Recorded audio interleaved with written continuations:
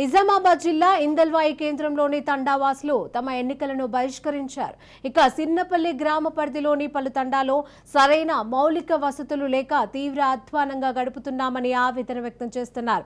ఇక విషయం తెలుసుకున్న స్థానిక బీజేపీ కాంగ్రెస్ నాయకులు సమస్యలను చక్కదిద్దేలా తండావాసులకు హామీ ఇచ్చారు. దీంతో ఓటు వేసేందుకు పోలింగ్ బూత్లకు తల్లి వెళ్లి తమ ఓటు హక్కును వినియోగించుకున్నారు.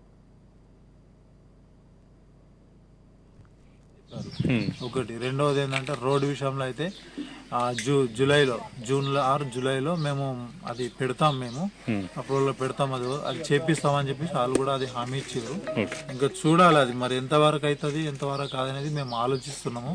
మరి చేస్తారా లేదా అనేది మేము డిసిజన్ మళ్ళీ తీసుకొని ఫైనల్ గా స్టెప్ వేస్తాం. ఇక అది ఆలోచించుకొని వేస్తాం. ఇక మాకు ఓకే అనిపిస్తే ఓటేస్తాం, లేదంటే ఇంకా అట్లా.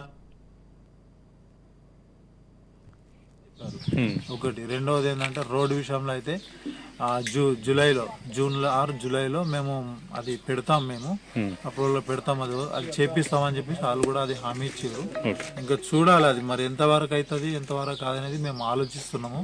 మరి చేస్తారా లేదా అనేది మేము డిసిజన్ మళ్ళీ తీసుకొని ఫైనల్ గా స్టెప్ వేస్తాం. ఇక అది ఆలోచించుకొని వేస్తాం. ఇక మాకు ఓకే అనిపిస్తే ఓటేస్తాం, లేదంటే ఇంకా అట్లా.